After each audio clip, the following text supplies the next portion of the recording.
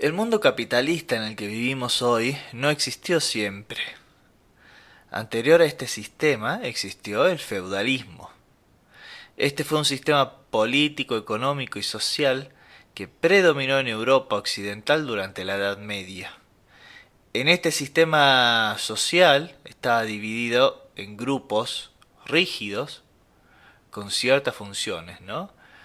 Uno era la nobleza, donde estaban los señores y caballeros, el clero, ¿no? Responsable de las funciones religiosas, culturales, y finalmente los queridos campesinos o siervos, que son quienes construían la mayoría de la población, se dedicaban al trabajo agrícola, a la producción. Lo importante es saber que los campesinos trabajaban en la tierra del señor feudal, la tierra no era de ellos, la tierra era del señor feudal, que era otra especie de clase que había, ¿no? Y que también trabajaban parcelas asignadas para su propio sustento. Aunque lo importante de la producción o la especie de trabajo que llegaran a producir estas personas debía entregarse al señor feudal como renta feudal. Es decir, que a los campesinos no les faltaba tierra y trabajo, pero no le pertenecían. Los campesinos durante el feudalismo formaban parte del grupo mayoritario de la población y tenían un papel fundamental en la economía agraria. Sin embargo, su vida estaba marcada por condiciones de trabajo que son muy duras, con una composición social muy rígida y una dependencia casi total de los señores feudales. Con el paso al capitalismo, la verdad que no fue mejor. El paso del feudalismo al capitalismo fue un proceso largo que transformó profundamente las condiciones de la vida y del trabajo y de la clase trabajadora. Este cambio, que se produjo principalmente entre los siglos XVI y XVII, algunos dicen XVIII, implicó una transición desde una economía que era básicamente un sistema económico agrícola a un sistema económico industrial, ¿no? Centrado en el trabajo del asalariado. Y acá empieza algo importante, porque acá aparece el asalariado. ¿Qué es el asalariado? Alguien que tiene que ahora no tenía nada y debía conseguirlo todo con su salario, ¿no? Su sueldo. Y aquí vino, bueno, todo lo que nosotros conocemos, ¿no? La explotación, la industrialización, el hiperconsumismo, bla, bla. Pero por un tiempo esto se mantuvo así. Libre mercado, comprar cosas, endeudarse, etcétera, ¿no?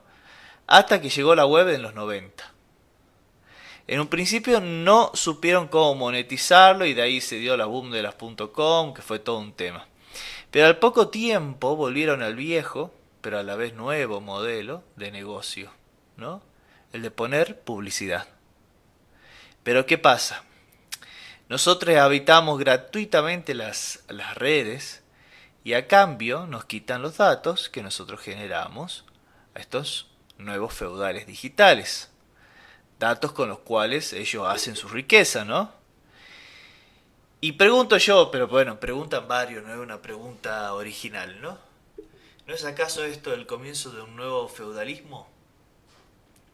El concepto de tecnofeudalismo, según el economista y exministro griego Yanis Varoufakis, perdón, me cuesta decirlo, Varoufakis, describe justamente que hay una evolución o una transformación del capitalismo contemporáneo, ¿no? En el cual las grandes corporaciones tecnológicas, ya sean Amazon, Google, Facebook, Apple, etcétera, ejercen un poder, y esto es fundamental, ¿no? Porque ejercen un poder similar al de los señores feudales en la Edad Media, ya que estas empresas han creado un sistema en el que controlan no solo los recursos digitales, sino también las infraestructuras que sostienen la economía global. Varoufakis sostiene que el tecnofeudalismo no es simplemente una etapa avanzada del capitalismo, ¿no? Y esto es quizás lo más interesante, sino que es el reemplazo del capitalismo. En este sistema, el poder económico y político ya no se concentra únicamente en la propiedad privada tradicional de los medios de producción, sino, y esto es fundamental, en el control de las plataformas digitales y de los datos. Estas plataformas funcionan como feudos digitales, ¿no? así como había feudalismo antes, funcionan como feudos digitales que imponen reglas y condiciones a sus usuarios, trabajadores y proveedores. En simple palabra, el tecnofeudalismo, según Varoufakis, es un sistema económico y social que está dominado por plataformas tecnológicas que funcionan justamente como señores feudales modernos, ¿no? Este paso y estas cosas que van sucediendo van logrando que de a poco se erosionen los estados. Sí, los estados como los conocemos, esas estructuras que consideramos tan fuertes y que tanto se critican, esto va logrando que se erosionen los estados y que eventualmente, esto puede parecer medio apocalíptico y futurista, pero no por eso menos posible, que sean reemplazados por las corporaciones. Que de hecho en este sentido se habla de corporativismo, que es otra forma de decirle al tecnofeudalismo, ¿no? Al tecnofeudalismo económico o al corporativismo económico, que es una forma de organización socioeconómica en la cual la sociedad y la economía estarían estructuradas alrededor de corporaciones, corporaciones, empresas, ¿no? Grandes empresas que representan diferentes intereses profesionales, etcétera, ¿no? Y esto parece locura de ciencia ficción, pero diría que no es tan lejano. Alphabet, que es la empresa que contiene a Google, otras empresas como Amazon y Facebook, ya manejan un mayor PBI que ciertos países. Es decir, hay empresas tecnológicas que manejan un PBI mayor que ciertos países, y si nos ponemos metafóricos y consideramos a los usuarios de esas plataformas como ciudadanos de las plataformas, son corporaciones que mantienen más ciudadanos, más opinión, más datos y por supuesto más plata, más PBI. Por ejemplo, hoy contamos con Casper Klinge, se escribe Klinge, no sé cómo se pronuncia, Casper Klinge, que es el primer embajador, él es de Dinamarca, pero es el primer embajador en Silicon Valley. Silicon Valley, para los que no saben, es la parte de Estados Unidos donde están todas las grandes empresas, ¿no? Apple, Amazon, Facebook, etcétera, ¿no? Pero miren de interesante esto, Silicon Valley como una gran corporación, con la importancia de un país, con la importancia de un país a tal punto que merece tener su propio embajador. Y creo yo que esto es un comienzo. El que también habló de tecnofeudalismo fue Cedric Durand, que describe una transformación del capitalismo contemporáneo impulsada por la digitalización y predominio de las grandes plataformas tecnológicas. Esto es muy interesante en su obra Tecnofeudalismo, crítica de la economía digital, donde el autor argumenta que la economía digital ha generado una regresión hacia estructuras similares a las del feudalismo medieval, lo mismo que veíamos con el señor cuyo apellido me cuesta decir, Varoufakis, ¿no? Lo mismo.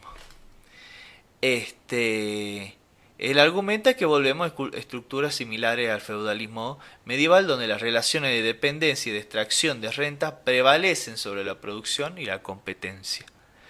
La producción y la competencia eran como las características básicas del capitalismo anterior, pero esto no estaría siendo capitalismo para estos tipos, no en el sentido tradicional.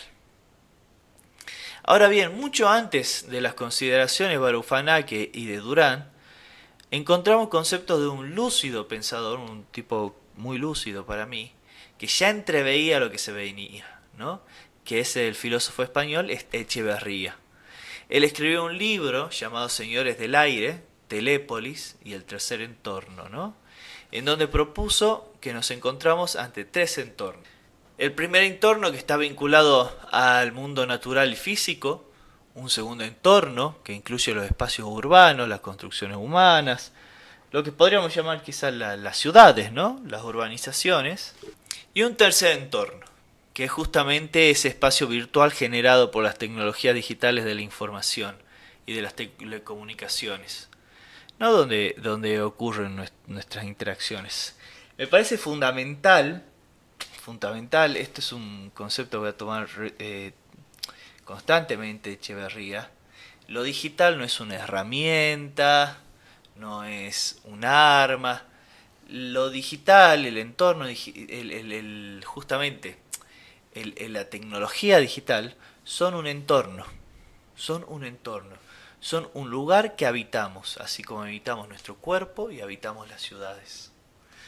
Ahora bien, el tercer entorno, que también es llamado por el autor Telépolis, ¿no? Tele quiere decir distancia en griego, polis quiere decir ciudad, entonces la capacidad de tener ciudades a distancia, ¿no?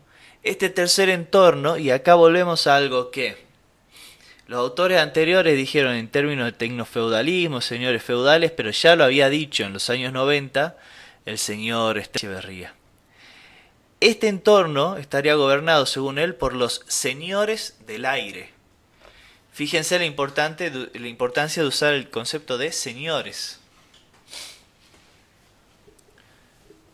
Porque volvemos justamente a la cuestión de los señores feudales de la época feudal.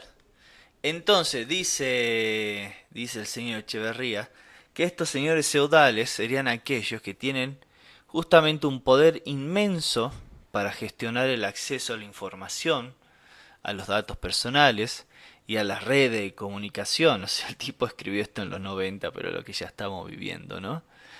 Que esto genera preocupaciones sobre la concentración del poder, la vigilancia masiva, la manipulación. Básicamente, un nuevo tipo de feudalismo, ¿no? La autora Mackenzie Ward, filósofa, va más allá y señala que el capitalismo ha muerto directamente, ya que no se trata de burgueses y proletariado, ¿no? Hoy en día. Ahora de lo que se trata es de quienes manejan y gestionan la información, lo que la autora llama la clase vectorialista, y la clase de los que solo sabemos producir información, lo que la autora llama, dándole un gran giro al concepto, la clase hacker, ¿no? Nosotros la clase hacker solo seríamos los que producimos la información. A lo contrario, en otros textos, en nuestra cultura, que el hacker no es simplemente quien produce información, sino que logra crear nueva información y posibilidades nuevas y no previstas que estaban en el sistema. Pero bueno, acá en Mackenzie Ward es diferente. En cierto sentido, esto que plantea Mackenzie Ward tiene un aire o es bastante parecido a lo que planteó mucho tiempo antes, en los años 80, el filósofo Wilhelm Flusser, al diferenciar entre una clase de programadores, ¿no? Que son aquellos que de verdad saben configurar y crear la información, y meros funcionarios.